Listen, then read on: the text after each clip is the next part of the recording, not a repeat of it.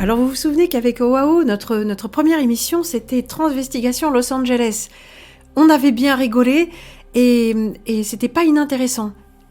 Et là, en fait, pour tout vous dire, on vient de regarder un très bon film de série B, qui n'est pas non plus sans rappeler Invasion Los Angeles ou, dans son titre américain, They Live, avec ces envahisseurs, n'est-ce pas, ces crypto-envahisseurs qui utilisent des techniques mentales, finalement, pour rester cachés.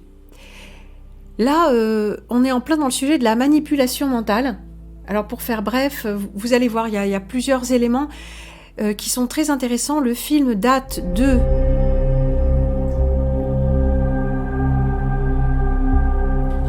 Et ce sont des acteurs de deuxième catégorie. Donc c'est un film, plutôt un petit film de merde, qui dit beaucoup de choses. Alors comme thème principal, on a la manipulation mentale, le vampirisme émotionnel, un petit groupe de gens proches du gouvernement américain. C'est un film américain, le gouvernement américain c'est toujours Dieu, donc ça veut dire des gens, en gros l'état profond, avec un personnage tout en noir, enfin tout est très très symbolique. Et plongeons tout de suite, n'est-ce pas ? Absolument, plongeons, rentrons dans le vif du sujet. Oh, t'as vu ça ? C'est Universal. Mais comme dans The Live, ouais, c'est la même chose. Je sais pas, c'est peut-être le même film, on va voir. Il est bien sale cet univers. Alors le film commence avec quelques plans sur des immeubles. Enfin, on voit des gens modestes qui vivent modestement et devant la télé. Alors je dis ça parce qu'en fait on va regarder le film en accéléré, en quelques images finalement. Et ces gens-là sont complètement zombifiés devant la télé, quoi. Et puis tout de suite, on arrive chez un mec avec une tête un peu de, je sais pas, de petit mec frustré, hein, un peu pas bien dans sa peau. On est presque chez Taxi Driver, là, dans un univers de mecs complotistes parano, avec tout est très sale, il y a des trucs affichés partout, il y a un ordi, tout ça, et le mec est armé. Le mec est armé et on sent qu'il est frustré, qu'il a quelque chose à faire, que ça le travaille. Changement de décor, l'américain moyen qui est assureur dans un beau bâtiment, enfin beau, hein, moderne, de bâtiment d'assurance. Et puis sa secrétaire ou une de ses collègues, c'est Hillary Clinton. C'est vrai qu'elle ressemble beaucoup à Hillary Clinton. En tout cas, c'est la femme en rouge et ça va pas être les seules petites choses symboliques qu'on a pu voir l'une après l'autre en images arrêtées ou pas, n'est-ce pas, Oh ? Absolument. C'est l'américain modèle, quoi. Enfin, ils lui font une petite fête. Sinon, modèle du moins moyen. Enfin, voilà. L'américain moyen modèle, plutôt. Et ouais. petit indice aussi qui met la puce à l'oreille, c'est que il fête ses 33 ans.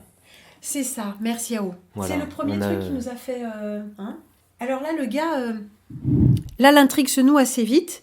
Notre complotiste frustré et armé se présente avec son sac de sport, un peu comme dans Matrix, quand ils entrent dans le grand hall. Bon, là, c'est un peu plus minable.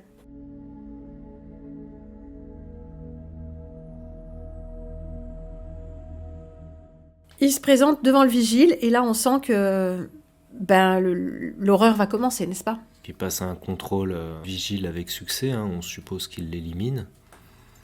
On voit pas trop. Et notre forcené arrive à l'étage où officie notre américain moyen, assureur. Et il va se diriger vers lui, le menacer spécifiquement. Apparemment, il est venu pour lui puisqu'il connaît son nom. Oui. Mais l'américain en question, mais l'assureur en question, notre héros finalement, le héros du film, ne le connaît pas. Il vient l'épargner, c'est ce qu'il lui dit. Alors, le tuer pour l'épargner. Le tuer pour l'épargner de quelque chose qu'on ne sait pas encore. Mais voilà, donc il vient le tuer pour l'épargner d'une menace, d'une horreur. Il dit une horreur. Petit symbole au passage, Hillary Clinton est donc tuée dans l'opération. Elle pose sa main sur l'épaule et ça alors, il y a 3 points rouges. Ouais, sa main ensanglantée ne laisse pas une trace de main, mais ce que vous voyez à l'écran. C'est quand même pas mal, ouais. Hein. C'est pas mal. Bon, le gars rentre chez lui et là, il y a toutes les scènes avec son épouse. Alors ça a été assez difficile pour nous de regarder le film sans se poser constamment la question de qui était qui parmi tous ces travestis. Visiblement, l'actrice est un trans, ne serait-ce qu'à cause des talons hauts, du tout petit nez, de l'énergie qui se dégage de ce personnage. Mais très rapidement, il commence à se passer des choses extrêmement bizarres autour de notre héros, comme, première chose, des voix dans sa tête qui lui intiment l'ordre de tuer sa femme à l'aide d'un fusil qui se trouve dans le placard de la chambre. Fusil que notre héros n'a jamais possédé. Puis si avec ça, hein, je vous dévoile pas tout au passage. Hein, Et comment est fait le sol de son appartement? Nous voyons le damier. Le fameux damier dualiste Voilà. franc-maçon. Noir et blanc. On avait déjà ses 33 ans, Ouais. sans blague. Hein, Comme l'âge par du hasard. Christ quand il est mort. On dit toujours l'âge du Christ, mais il faut dire quand il est mort, pas quand il est né, par exemple. Lui, hein. Ensuite, les 3 points. Les 3 points. Et ce damier qu'on va retrouver à plusieurs reprises aussi. La dame en rouge. La dame en rouge. Oui, c'est ça. Et puis là, il arrive par la poste un truc. Apparemment, c'est un DVD qui a été négocié lors de l'attaque. Et ce message s'adresse à notre héros, Lance Bishop. Le gars en question est un ancien des renseignements, de l'armée. Il a travaillé sur un programme archi-secret dans l'armée qui consiste à, ni plus ni moins, pirater les émotions humaines et manipuler mentalement, émotionnellement les gens. D'abord sur un petit échantillonnage et après, phase 2, à grande échelle, sur une population. Rien que ça, les gars. Pirater et copier. Copier les émotions des gens et les affecter à d'autres personnes. Le héros se rend donc à une adresse où il trouve un homme, Reginald. Là, on est manifestement dans l'appartement du tueur. Tu te souviens de son nom, le tueur, là? Ah, peu importe. Ouais. Et alors, je ne sais pas si c'est son bureau, son appartement. En tout cas, il a un voisin, donc ce gars à la casquette, qui a une casquette qui a son intérêt, on le verra dans un instant. Et ce que vous voyez dans le fond, cette espèce de ton cuivré des murs, et ben c'est justement du cuivre. Notre nouvel ami nous apprend que tout l'appartement est doublé de cuivre, donc il n'y a pas de radiation et on peut y parler en toute sécurité, parce que le gars a l'air sacrément affranchi de toutes ces choses-là. Et le cuivre leur permet aux gars d'être protégés des fréquences et des attaques électromagnétiques qu'utilise l'armée. Donc, ce qui est pas étonnant pour moi, parce que il y a la cage de Faraday. Hein, la cage de Faraday, cuivre ça marche mieux, mais une cage en métal ou en acier où on se situe à l'intérieur, les ondes de téléphone portable, électromagnétiques et tout ça ont beaucoup plus de mal à passer. Ça me rappelle aussi ce film avec Mel Gibson et notre chère trans Julia Roberts, où il y a aussi un appartement, c'est un complotiste qui édite un petit billet qui est envoyé à 20 personnes sur tous les États-Unis. Mais lui, c'est pas doublé en cuivre, c'est doublé en alu. Et il y a encore une sorte de complot, tout ça, et de manipulation aussi. Hein. Il finit lui aussi dans un hôpital psychiatrique où il y a des... Enfin, il finit par... Mais on voit qu'il est amnésique temporaire et qu'il est emmené, sujet d'expérience, dans un hôpital psychiatrique apparemment désaffecté pour être régulièrement remis à jour. Et là, alors, Reginald va nous passer quelques vidéos en plus du fameux tueur qui n'est pas du tout déséquilibré, en fait, qui est juste manifestement désespéré et qui a pris une option extrême. Et où on va apprendre effectivement ce qu'il a fait, ce qu'il n'a pas fait, et où on est l'armée avec son programme de manipulation mentale. Je suis au courant. C'est moi qui l'ai mis au point. Dans leur jargon, ça s'appelle la guerre psychotronique. Il s'agit d'un programme de recherche destiné à contrôler l'esprit. Ces malades ont réussi à décoder le cerveau humain. La moindre émotion, la moindre petite chose qui nous vient à l'esprit provoque des différences de potentiel, c'est-à-dire de minuscules impulsions électroniques, de petites décharges électriques que l'on peut mesurer. Ces tordus ont développé une arme qui déchiffre ces signaux avant de les modifier à distance. Ils contrôlent nos moindres faits et gestes. Alors c'est marrant, c'est encore vu à travers une capsule enregistrée, ça me fait exactement penser au barbu, tu sais, dans Invasion Los Angeles, qui nous lâche des trucs qui, je pense, mot pour mot, doivent correspondre à la réalité. Absolument, oui, comme dans Invasion Los Angeles, toute petite séquence, et là c'est un peu pareil. Et Reginald, là, avec ses petites lunettes, le bon noir de service, un petit peu comme on avait le bon noir de service dans Invasion Los Angeles. Donc là, on voit c'est une question dualiste de noir et de blanc, apparemment. Le bon américain, le bon afro-américain. Il lui offre une casquette, un peu comme la casquette un peu naze qu'il porte lui-même, parce que cette casquette est très particulière, waouh. Absolument, et cette casquette est recouverte à l'intérieur d'une maille de fil de cuivre qui protège le cerveau de nos héros contre les ondes. Alors, ce qui est marrant, c'est que ça nous fait penser aussi à Invasion Los Angeles, où ici c'est une casquette, et dans Invasion Los Angeles, ce sont des lunettes qui permettent de voir la réalité. Et ben là, c'est la casquette qui les protège des ondes psychotroniques, des armes psychotroniques comme ils les appellent. Il semblerait qu'il nous faille toujours un accessoire. Là, on a le cuivre, et le cuivre, on a déjà vu à plusieurs reprises que ça avait des propriétés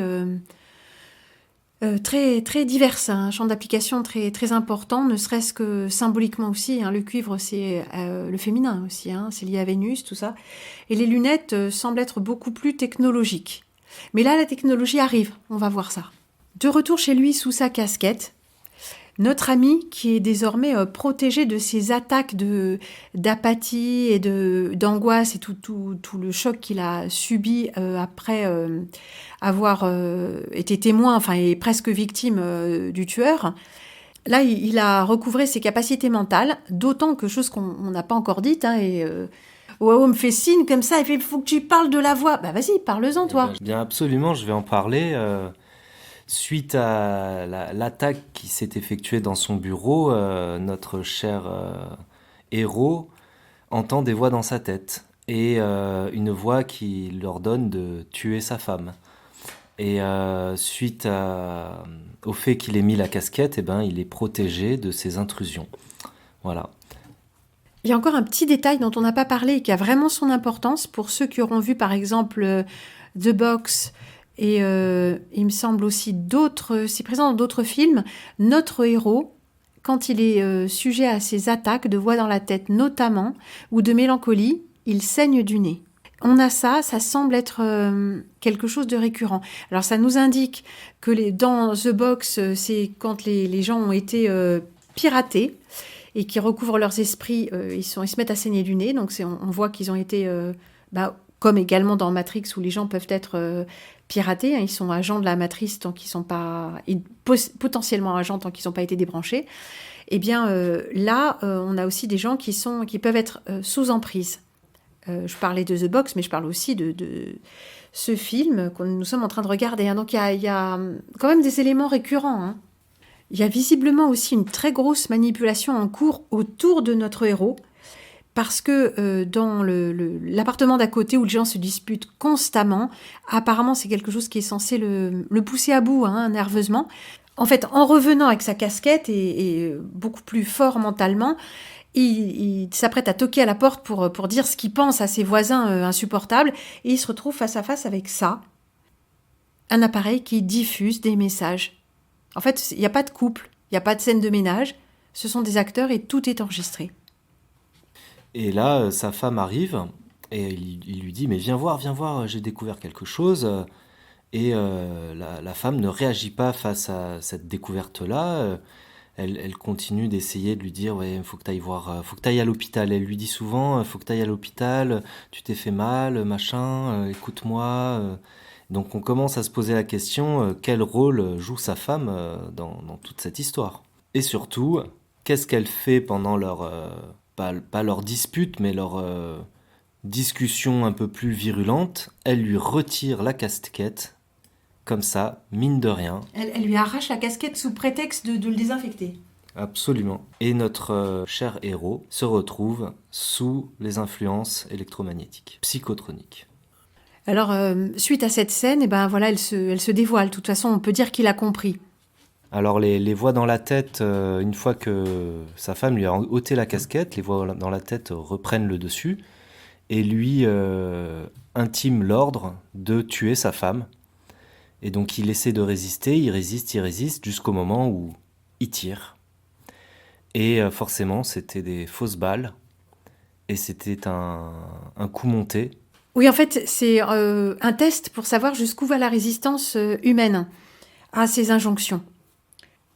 Alors, il est donc récupéré par les gens qui mènent ces expériences, dont cette espèce de petit jésuite étrange qu'on a déjà vu très brièvement au début du film, mais bon, vous n'aurez qu'à les regarder. Hein. Et donc, ça se passe dans l'appartement d'à côté, le débrief mental, émotionnel, des ondes cérébrales, tout ça, ainsi que l'effacement sélectif de la mémoire du sujet. Donc l'incident n'est pas clos, l'histoire n'est pas terminée. Hein.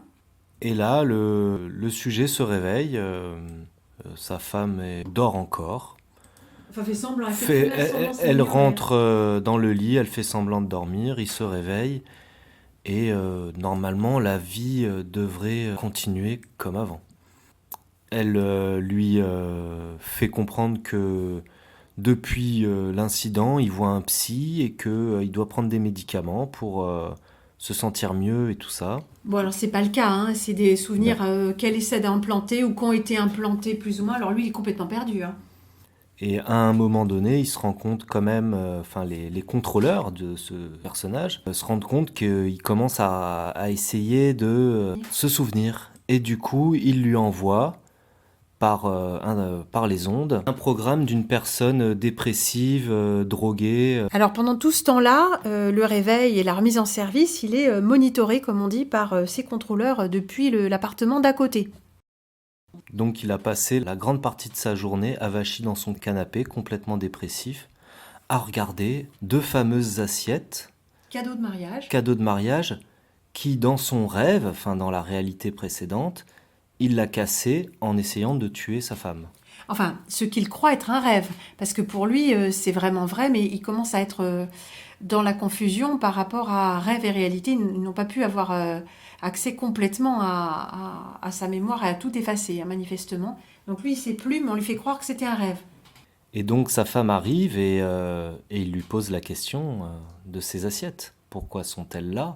Oui, il se rend compte que les assiettes sont cassées et qu'elles ont été recollées, qu'il y a des erreurs. Oui, il y a une petite erreur, parce que ces assiettes, elles sont toujours sur la cheminée. Dans l'incident précédent, où il tue sa femme, les assiettes explosent. Et donc, normalement, bien sûr, si tout ça n'était qu'un rêve, les assiettes se retrouvent en bonne place, sur la crédence, exactement comme elles le sont. Sauf qu'il remarque, ayant passé toute la journée devant le canapé, que les assiettes sont cassées et recollées. Ce qui lui donne une preuve de la véracité de son rêve. Et de la manipulation, parce qu'ils ont recollé les assiettes. Voilà. Mais ils les ont mal recollées. C'est mal fait. Et ça nous donne un indice aussi sur notre réalité, en fait. C'est que souvent, ces anecdotes-là, c'est les mémoires oubliées, comment on dit, les faux souvenirs, on nous invente toujours des trucs. Eh bien, c'est mal fait, en fait. Il y a une faille. Il y a une faille. Il y a toujours une faille, en fait. On peut toujours trouver la faille. Et lors de cette scène où le héros dit à sa femme qu'en fait, il a vu la faille avec les assiettes, eh bien, notre ami Reginald est présent. Il vient d'arriver pour donner des informations vitales à son nouvel ami. Et évidemment, tout ça est suivi de très près par les contrôleurs à côté, qui ne tardent pas à débarquer, secondés d'hommes en armes. Donc, nos 2 héros, notre John Nada et Frank, là, comme on avait dans l'autre film, sautent par la fenêtre. Là, c'est une scène épique. Hein. C'est une scène épique et ils sautent par la fenêtre avec un timing exceptionnel, sachant qu'un camion poubelle avec la benne ouverte passe par en dessous. Et ça nous rappelle aussi dans The Live que le combat entre John Nada et Frank se passe dans une rue avec beaucoup de poubelles. Donc c'est toujours la merde. C'est toujours la merde pour le petit peuple. Et j'allais même te dire, OAO, que ce camion poubelle joue un rôle très important dans l'histoire, puisque il cache tu te souviens, les lunettes dans Absolument, un carton oui. qui part au camion poubelle, et on le retrouve lui dans le camion poubelle. En train de chercher. C'est ça. Donc il y a cette histoire de petites rues, de ruelles de derrière, avec les poubelles. Hein. Ça montre que, enfin pour moi, ça montre que la vérité, enfin la recherche, au début on commence tous à chercher quelque chose et on s'attend pas à tomber sur ce qu'on va tomber. De la merde. Et on se retrouve toujours dans la merde, dans l'obscur, dans l'occulte, dans des choses qu'on ne voulait pas chercher au départ. Et on tombe dans le camion poubelle, dans la merde. Ouais, je crois qu'on est tous tombés dans le camion poubelle, ouais. C'est ça. Et la scène la scène se finit, ça remonte, hein, on a le camion poubelle et puis ça remonte à ce taudis là avec beaucoup de fenêtres murées. Et ce qu'on voit, c'est que ceux qui cherchent, vont fouiller la merde, sont sous étroite surveillance. Regarde-moi ces monstres noirs là. Oui, c'est vraiment des Robocop armés de Kalachnikov psychotroniques qui permettent normalement, si t'as pas une casquette de cuivre sur la tête, de lobotomiser n'importe quel individu qui a été pucé, amené dans l'expérience. Bon alors là, ils ont été découverts, on passe aux choses sérieuses. Il s'agit de nettoyer l'appartement qui n'a été qu'un décor, tout ça est faux bien sûr. Et puis cette femme, qui est un agent, va recevoir ses ordres de mission suivants et recommencer avec quelqu'un d'autre. Hein. L'appartement est nettoyé. On a vu aussi Capricorn One, comme ça, comment on nettoie, on efface des gens. Hein. Dès qu'on n'a plus besoin d'eux, c'est assez impressionnant. Tout est un décor. Alors, ce qui m'interpelle, c'est que pour un agent qui bosse dans une assurance, qui a l'américain moyen, pas l'américain pauvre, il vit quand même dans un appartement qui ressemble plus à un ghetto qu'autre chose, quoi. Alors ghetto, je sais pas, parce que c'est pas vraiment sale, c'est joli, c'est mouluré, tout ça, mais c'est quand même tout petit, parce qu'ils ont la chambre dans le salon. Hein, on s'attendait à quelque chose d'un petit peu plus classe, mais en même temps, ils doivent être à New York, et je pense que ça doit coûter vachement bon. Bon, je sais pas, on n'a pas tout à fait les codes, mais ça vole pas très haut socialement, effectivement, le quartier où ils vivent. Oui, hein. voilà, c'est ça. Alors entre-temps, puisqu'on parlait de l'épouse, eh bien notre ami Reginald a mis la main sur des dossiers de notre tueur en série, là, qui est mort au début, et on a une fiche sur l'épouse, enfin la fausse épouse. Et là, on a une scène particulièrement intéressante, puisque dans les dossiers du programmeur, chercheur, tout ça, on a modification comportementale de masse. Donc on a un petit croquis d'un être humain, en version squelette. On va d'ailleurs avoir l'explication. On l'a déjà eu ou pas ? Pas encore, Non. mais on va la Je crois qu'on va la voir là. Et à côté, il y a une magnifique antenne 5G avant l'heure. Absolument, ouais. Très belle antenne de propagation d'ondes. Et c'est là qu'ils commencent à regarder autour d'eux, un peu comme Frank et John Nada, et ils voient de partout. Des antennes de partout. Un peu comme nous maintenant, où il y a de plus en plus d'antennes dans notre environnement. Alors ce qui est intéressant, c'est que ces plans d'antennes, c'est pas des décors. C'est des plans qui ont été pris dans la ville, quoi. C'est quand même pas rien, moi je trouve, non ? Absolument. Des antennes de différents types. C'est comme s'ils nous les montraient, non ? Ensuite, on a une scène qui nous rappelle vraiment presque en parallèle Invasion Los Angeles. On n'est pas dans un hôtel, mais on est dans une cafétéria, quoi, un coffee shop. Et on se rend compte que la phase 2 du programme dont il a été parlé un petit peu auparavant par les contrôleurs, la phase 2 qui consiste à envoyer des ondes pour les masses, massivement via ces antennes, vient d'être déclenchée. Et on voit que les gens commencent à... Il y a comme un petit réajustement où les gens sont plus eux-mêmes, ils laissent tomber leur cuillère, ils sont plus là, plus à l'intérieur. Après, ils se récupèrent un petit peu, mais ils n'ont plus d'individualité. C'est ça. Ils n'ont plus d'individualité, ils sont complètement, on pourrait dire, zombifiés. Ouais. On peut leur dire quoi que ce soit, cela ne les offusque plus. En parallèle avec notre société maintenant, plus rien n'offusque les populations. On peut leur parler de trans, on peut leur parler que notre président est PD, on peut leur parler que de plein de choses. C'est normal, c'est devenu la norme. Et oui, vas-y Macron, laisse Brigitte se gratter les couilles et viens sauver tes paysans. Voilà. Laisse Brijouille alors se gratter les couettes. Voilà, c'est ça, tu m'as ôté le mot de la bouche. Alors un petit peu comme dans La Belle Verte, où l'héroïne déconnecte les personnages, là pour le mieux. En fait, elle les déconnecte de la matrice pour les relier à eux-mêmes. Bon, là, évidemment, c'est l'inverse. Et on a par exemple la serveuse de la cafétéria qui, pendant la réinitialisation, là, elle est plus là du tout, elle verse le café et on voit que ça déborde. En fait, tous collectivement, pendant quelques secondes, ils sont plus eux-mêmes. Après, ils se récupèrent, mais ils ne sont plus humains. Mais ils ne sont plus ce qu'ils étaient avant. Leur personnalité a changé. Elle s'est complètement effacée finalement. Effacée, oui. Et juste après, replan sur les antennes. Il est visible que quelque chose vient de là, qui a affecté le comportement humain général. Tout le long de ce film, le message est clair. Hein. Cela vient des antennes. Et cela modifie le comportement humain. Ça le modifie à tel point que les contrôleurs, qui depuis leur poste de contrôle surveillent tout ce qui se passe, peuvent prendre le contrôle des esprits des gens et leur faire faire ce qu'ils veulent. Ici, nous avons des personnages absolument qui ne se connaissent pas entre eux, des passants, qui tout d'un coup parlent d'une seule voix et s'apprêtent à menacer nos deux héros. Ça sent le roussi, là. Wow. Ça sent le roussi. Et moi, le parallèle que je fais, c'est que, d'une certaine manière, qui nous habite quand nous sommes en colère, qui nous habite quand nous avons des émotions fortes, qui est là, qui est en nous. Et c'est un peu ça, d'une certaine manière. Qui prend le contrôle lorsque nous perdons le contrôle ?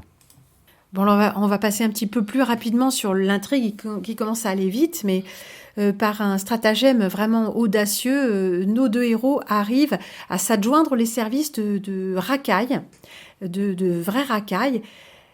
C'est intéressant d'ailleurs parce que cette racaille des bas-fonds est en fait sous emprise d'une colère, de vibrations de colère qui sont émises sur un quartier ciblé. Hein. Et ils se font dépouiller, ils se font volontairement dépouiller d'une cargaison de casquettes qu'ils ont dans leur coffre, et ces casquettes sont doublées de fils de cuivre.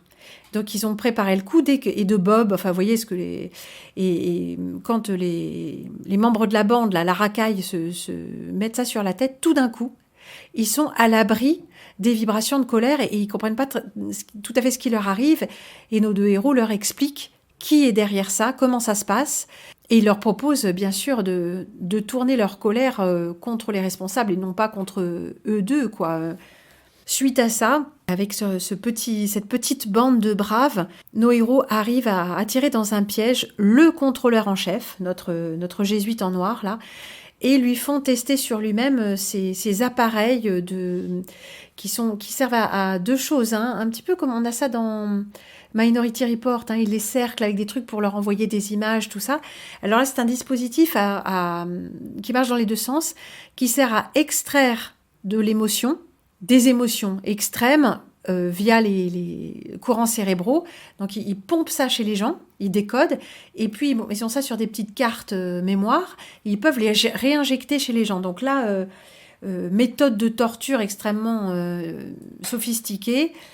Ils appliquent au contrôleur et au grand chef des opérations la méthode qu'il a lui-même mise au point pour l'obliger à parler, pour savoir où se trouve leur quartier général, tout ça un petit peu comme dans Invasion Los Angeles quand ils se rendent à la Télé 54. Hein.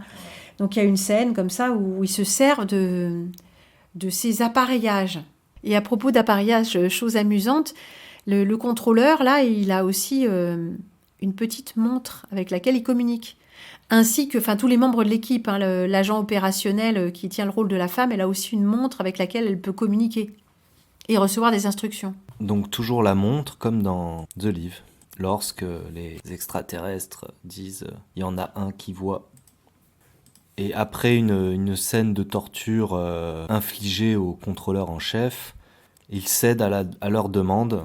Donc maintenant, ils savent d'où partent les opérations et c'est d'un hôpital psychiatrique. Devinez. Hein. Comme par hasard. On a ça aussi dans Flash Forward, cette extraordinaire série où il y a des opérations qui sont menées sur la conscience humaine, sur la façon de projeter la conscience liée à des phénomènes quantiques. Hein. C'est vraiment très intéressant. Et c'est des recherches qui sont menées aussi dans un hôpital psychiatrique désaffecté. On a très souvent ça revient. Alors, le héros, l'Américain moyen, qui est pour le coup vraiment un héros parce qu'il a quand même du cran, il va se faire passer pour fou, pour se faire amener dans cet hôpital. Au début, il dit ça. Oui, au début, mais au final... Non, c'est pas ça. Il va se jeter volontairement dans la gueule du loup et faire appeler le contrôleur à la rescousse pour que les forces spéciales viennent le chercher. Ils vont donc l'emmener, selon ses calculs et selon toute probabilité, dans l'hôpital psychiatrique où ont lieu les fameuses recherches. Et d'ailleurs, nous y voilà. Il est donc démuni de sa casquette, donc il est très très vulnérable mentalement. Et il retrouve son ancienne femme, il retrouve celle qu'il a cru être sa femme, qui est censée le négocier. Alors on a un personnage comme ça dans Flash Forward aussi, une espèce de trans habillée en cuir, elle est plutôt habillée en cuir blanc, là c'est du cuir noir, des talons hauts, tout à fait approprié comme tenue bien sûr, qui est censée le négocier. Mais elle lui remet son arme. Tout ça parce qu'on ne l'a pas dit auparavant, sa femme, sa fausse femme, est enceinte, finalement, de lui. Et du coup, elle commence plus ou moins à avoir des remords. Moi, cette scène-là me fait penser aussi à, dans The Live, le moment où on ne sait pas trop si la présentatrice télé qui aide Franck, est vraiment... De leur côté ou pas. Et là, pareil, on s'est posé la question, mais vraisemblablement, elle se range de leur côté, du côté du bien. Une petite scène intéressante, parce qu'elle sait où aller trouver le grand patron. Ils y vont donc elle le fait passer pour mort. Elle l'emmène sur une civière comme si elle allait à la morgue, et ils vont dans le poste de contrôle. Là, on est dans le poste de contrôle. Il est question d'obtenir un entretien avec le grand patron et bien sûr de le flinguer. Voilà, de liquider le grand patron. Et on se rend compte de quoi à la fin de cette scène ? Eh bien que le grand patron n'est même pas présent. Il n'est pas là, c'est un hologramme. Nous ne savons même pas s'il existe vraiment au final. C'est une source extérieure. Et ça nous ramène toujours à, au final, les gens qui donnent les ordres, on ne les voit jamais et on ne peut pas les approcher. C'est jamais ce qu'on voit à la télé, nos présidents, tout ça, ne sont que les pantins d'une autre force, d'un autre ordre. Et ceux-là, nous ne les connaissons pas. Absolument. Dans cette scène finale où ils se rendent compte qu'ils sont devant l'ordinateur de bord, qui un peu scanne tous les êtres humains comme si c'était juste des sujets. On se croirait aussi un petit peu dans... Il y a une scène comme ça dans Matrix avec le programmeur ou le maître de je sais plus quoi qui habite tout en blanc, là, le barbu, là, le grand architecte, il me semble.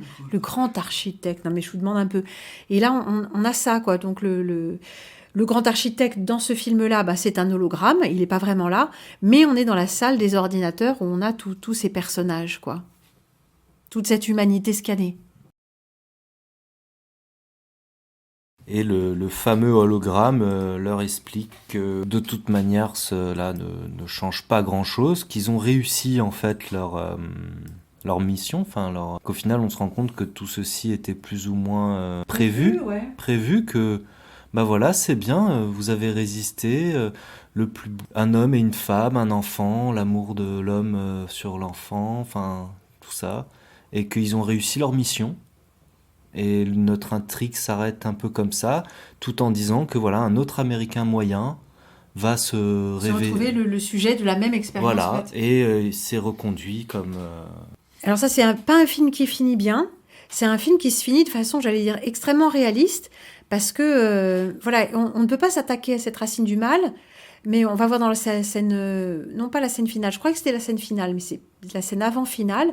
On a nos héros qui sont là avec les casquettes et qui sont lâchés dans ce monde de New York. Mais eux, ils savent. Maintenant, la différence, c'est qu'ils savent à qui ils ont affaire. Et on les sent très forts, en fait, tous les trois. Les deux hommes et puis la femme, si j'ose dire, toujours juchée sur ses talons aiguilles, donc un peu douteux. Mais il y a quand même une force qui émane d'eux trois. On les voit marcher de face, comme ça, légère contre-plongée au ralenti. Donc, on a quand même une impression de... Ils sont très peu, mais ils voient et ils sont forts. Et Oahu, tu vas nous décrypter cette image qu'on a au début du film Et quasiment à la fin, avant la scène finale que nous allons aussi commenter. Mais vas-y, parle-nous de cette image. Eh bien, cette image que nous avons au début, nous avons au premier plan, enfin premier et avant-plan, l'antenne, une antenne téléphonique, 5G, ce qu'on veut. Au-dessus, nous avons le soleil. Nous avons les rayons convergents du soleil. Il y a une image où on les voit un peu plus.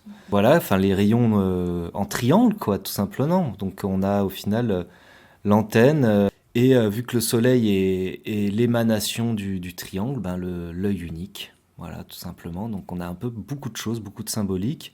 L'adoration solaire à l'entrée et à la sortie du film. Enfin, voilà.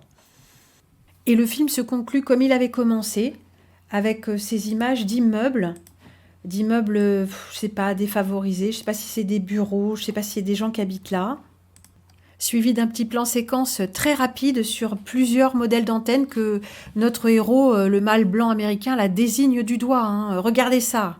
Alors la scène finale, elle est assez dérangeante parce qu'on voit un couple d'Américains très pépères, pas un petit peu plus âgés peut-être à la rigueur que ceux qu'on vient de voir, qui se mettent au lit et bon voilà, tout tranquille jusqu'au moment où en s'endormant, et ben voilà, l'homme entend une voix dans sa tête et puis rebelote, hein, il faut qu'il tue sa femme.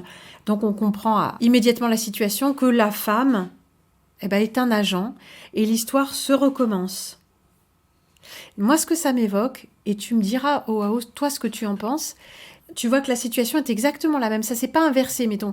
Il n'y a pas un moment où c'est l'homme qui est l'agent pour la femme. Oui, parce que c'est plutôt à l'homme de tuer, on va dire. Hein. C'est l'homme qui manipule l'arme.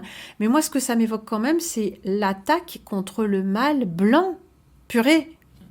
L'attaque contre le mâle blanc et on nous montre la femme comme étant manipulatrice et voilà, donc on attaque le mâle blanc, la force de l'homme, enfin tout ça, et la faiblesse de l'homme à se laisser manipuler aussi, vite mis à genoux par l'énergie féminine au final, et la femme féminine manipulatrice, tout ça quoi.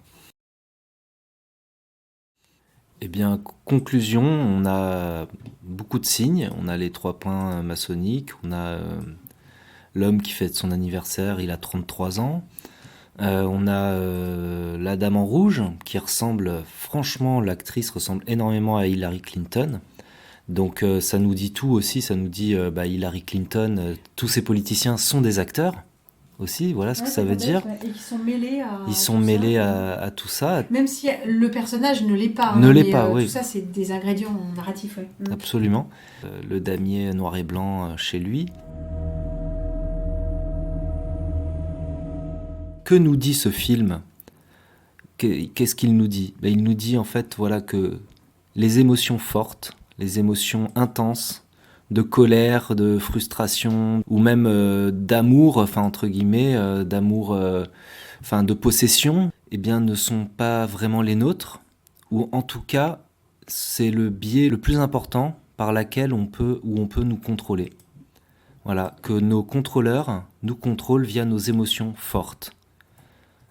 Amour, peur, colère, tout ce qui est puissant, c'est la manipulation mentale. C'est tout ce qui est dans le paranormal, l'astral et le spirituel. Et ça, on l'oublie souvent. Absolument. D'ailleurs, on a toujours ça, l'armée, qui est liée aux histoires de choses pédos, d'enfants qui ont des souvenirs. Et il y a l'armée, on a ça avec les petits gris, les enlèvements, tout ça. Quoi que ce soit, c'est vraisemblablement des souvenirs implantés, ou plus ou moins. Et là, on a ces personnages un petit peu aussi comme dans Minority Report. Ils ont une visière, ils sont tout en noir, on les voit jamais. Sont-ce vraiment des humains, un petit peu comme dans La Guerre des Étoiles, ils sont tout en blanc, mais c'est pas des hommes qu'il y a sous tout le harnachement. On peut se demander si c'est des hommes, c'est des robots ou des humanoïdes, mais c'est pas des choses humaines, c'est pas des humains. Là, on le voit bien, on voit quelques scènes d'extraction qui sont opérées par ces espèces de ninjas là, hein, surarmés. Et que c'est toujours les masses pauvres, les ghettos, c'est dans ces endroits-là qu'on expérimente et où les émotions sont les plus fortes, où la rébellion est la plus forte et où là, il est le plus facile de contrôler l'ensemble du peuple. Donc plus nous vivrons les uns sur les autres dans des immeubles, dans des cages à poules, plus nous aurons de frustration, de non-accomplissement de notre vie. Et plus ça les sert, en fait. Et plus ça les sert, et plus nous serons vulnérables. Ça nous enseigne que nous devons retrouver notre individualité, notre force individuelle. C'est pas je pense qu'à ma gueule, mais c'est notre force individuelle, notre mental et notre pensée saine. Et notre connexion spirituelle. Voilà. Alors dans l'agence aussi, on a ça, le héros se trouve en face des contrôleurs qui peuvent arrêter le temps mental des gens pour réimplanter de nouveaux souvenirs, de les inceptionner, de leur mettre dans la tête des choses, des idées qu'ils n'avaient pas ou d'influencer leurs décisions. Il y a un moment comme ça où ils arrivent avec leurs armes psychotroniques et ils les figent. Et pendant ce temps, ils les réinitialisent. Et là, on a exactement ça. On a cette scène aussi dans le ghetto, un moment d'extraction mentale, émotionnelle, où les extracteurs, les ninjas Robocop, viennent extraire les émotions des gens de l'immeuble. Et là, on a un visiteur. Un visiteur, c'est une scène sexuelle, un petit peu de sadomaso, où apparemment la femme fait partie du plan, mais l'homme, lui, il est extérieur à l'immeuble, et comme il n'est pas réceptif, il n'est pas figé par les armes psychotroniques, il est réveillé. Et donc, c'est un témoin. Et ce témoin-là est liquidé. Mais moi, ça me rappelle l'une des scènes vraiment finales de Invasion Los Angeles avec... comment c'est ? C'est l'inverse. C'est le mari qui fait l'amour à sa femme et qui, lui, est un humanoïde. Elle est une humaine. Et il ne sait pas qu'il n'est plus invisible. Et donc, elle ouvre les yeux. Elle est en plein orgasme. Et puis, elle ouvre les yeux. Elle fait une tête incroyable et lui fait « Mais qu'est-ce qui ne va pas, ma chérie ?» Donc là, on a une scène en miroir, qui est beaucoup plus dramatique. C'est la femme qui est dessus. L'homme est attaché, une petite séance doucement sadomaso, on pourrait dire. Il est attaché au lit. Et elle ne s'est pas rendue compte du moment interstitiel où elle a été figée et extraite. Et l'homme sous elle est mort. Ils l'ont assassiné, donc elle comprend absolument rien. Moi, ce qui m'a intrigué, c'est que les Robocop ont des fusils qui envoient l'onde pour tétaniser les gens. Alors bon, dans certaines scènes, ça peut s'y prêter, la lumière sert de vision pour voir dans le noir et tout ça. Mais leur lampe est souvent aussi allumée en plein jour, en extérieur, et ça n'a pas de sens. Et à quoi ça me fait penser ? Ça me fait penser que il y a les ondes, et il y a aussi la source lumineuse. Et qu'est-ce qui se passe en ce moment qu'est-ce qui s'est passé après Covid et tout ça l'année dernière, ou il y a 2 ans, pendant les 2 dernières années, c'est qu'on a changé partout en France, ils ont changé partout en France, les éclairages publics. Et maintenant, tous les éclairages publics sont à LED. Et il n'y a plus des très peu d'endroits, même dans les endroits les plus reculés où on pourrait se penser que les LED ne sont pas arrivés, ça a été changé. Et je pense que ce n'est pas un hasard. Il y a quelque chose, il y a une technologie de l'information via la lumière, et il peut se passer quelque chose par là aussi. Les intrusions sont en très multiples. Absolument, on a les vibrations, les ondes électromagnétiques, la lumière, les infrasons, partout où c'est pas visible. La lumière, elle est visible, mais c'est pas la lumière elle-même. C'est ce que contient et ce qui est encodé dans la lumière. Ce que contient la lumière et ce qui est encodé dans la lumière qui, visiblement, se recombine. J'allais dire, c'est presque un effet cocktail, n'est-ce pas ? C'est un effet cocktail et pour moi, et ça c'est ma réflexion à moi, tout le monde ne la partage pas, mais pour moi, via les LED, c'est le moyen le plus facile de transmettre une information, un code. Vu que la LED s'éteint, s'allume, s'éteint, on peut décider à un moment donné de faire varier ces fréquences éteint, allumé. Et voilà, vu qu'on rentre dans l'ère des objets connectés aussi, qu'on voit que les lampadaires aussi sont connectés, qui sont reliés à la 5G, ou qu'ils sont émetteurs et récepteurs en même temps, que tout devient relié entre eux. La lumière joue là-dedans. Et il y a le Li-Fi, l'Internet par la lumière. Le Li-Fi qui n'a pas été développé. Pas encore. Pas encore. En tout cas, On en a très peu Ce n'est pas assez efficace pour le moment. Alors là, je crois que c'est tout à fait clair. Technologie des ondes, armes psychotroniques, émotions négatives, entre guillemets, hein, colère, haine, rage, frustration, le tout dirigé sur le petit peuple, bien évidemment. On a aussi des plans répétés sur cet habitat carcéral de cage à poules. Et une collusion très très nette, comme le remarquait Oao, entre cet habitat très frustrant en soi et l'état d'esprit des habitants qui vivent là-dedans. Hein. On avait vu ça avec le brutalisme. On enlève la beauté, on enlève le sens, on enlève les moyens aux gens et on leur enlève tout finalement, et il ne reste que ces frustrations qui sont extrêmement pratiques à manipuler. Alors d'un côté, on a ces énergies de colère intense, et puis on a l'apathie. Et entre l'un et l'autre, il suffit de tourner la petite molette. Mais ce que dit le film, c'est que même si c'est difficile de mettre au jour ces émotions qui ne sont pas à nous, même s'il est très difficile d'y résister, en quoi nos héros sont-ils forts à la fin? C'est qu'ils savent qu'il y a des choses qui ne sont pas à eux, et que rien que cette connaissance-là, et les moyens simples pour s'en prémunir, comme la casquette de cuivre, mais qui visiblement est un talisman, hein, qui serait peut-être autre chose dans le monde immatériel, rien que cette connaissance-là nous met à l'abri, nous protège.